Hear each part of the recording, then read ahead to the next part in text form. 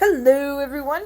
So I was asked to put out an atheist video by a pagan friend of mine, and we were talking about the Bible and Islam and stuff, and Blue was talking about doing a contradictions in the Bible type video. I'm like, oh, there's not as many contradictions as you think. There are some, but some stuff gets taken out of context, and it kind of gets twisted a little, so it helps to have a little bit of an understanding of the original Greek and Aramaic and Hebrew. And I am not the person for that, but I have studied it just a little bit, so I do know that some of them. But anyway, we were chatting about the Bible, and he mentioned doing the contradictions, and I was like, well, maybe I could talk about the canon and how the Bible came to be. And he's like, yeah, but just make sure that you talk about, King James being gay and how it was put together to appease a gay king.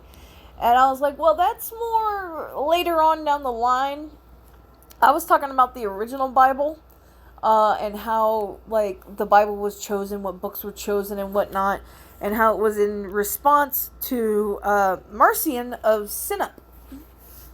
He was this guy in early Christianity who believed that Jesus was this new, different God that was not the vengeful God of Israel who created the world. He believed a little bit more. If you guys look into the some of the some of the books that didn't get into the canon, like Judah's, the Gospel of Judah, he's actually told by Jesus, I'm a different God from the God of Israel, who was sent by the real God who created the world and loves you, and the God of Israel is a dick God. And in that one, Jesus actually winds up being Satan, who is the good God. But that didn't get included in the Bible. uh, anyway, Marcion put together this Bible first, and he took epistles. He used the epistles of Paul. He used some of the other texts that were floating around, and like the Gospel of Luke, and he used that as his first Bible. Well, there was some people that were not so happy with Marcion's view about God and Jesus. So they took Paul's writing, and they took Revelations, and they took the Gospels, and they cobbled it together in order to answer Marcion's Bible and teach a different narrative. And what this is like I come up to you, Blue, I'm like, hey, you don't like Toothless? I don't like Toothless either. Toothless is using this tool to teach, and I think it's stupid. This is the tool I use to teach. And you're like, yeah, no, I use that tool too. We should use that tool. We should tell other people about how stupid this Toothless person is.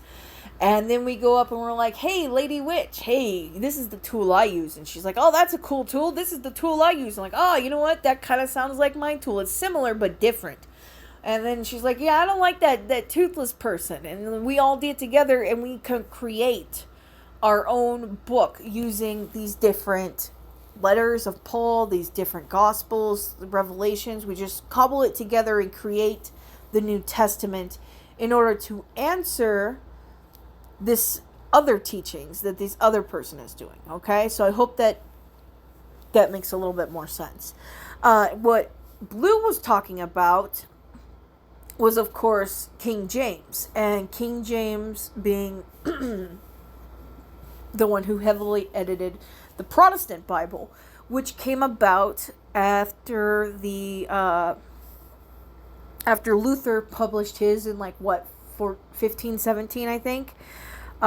Luther published his in 1517, and in answer to that, the Catholic Church created the canons of the Council of Trent, which went on from 1545 to 1563.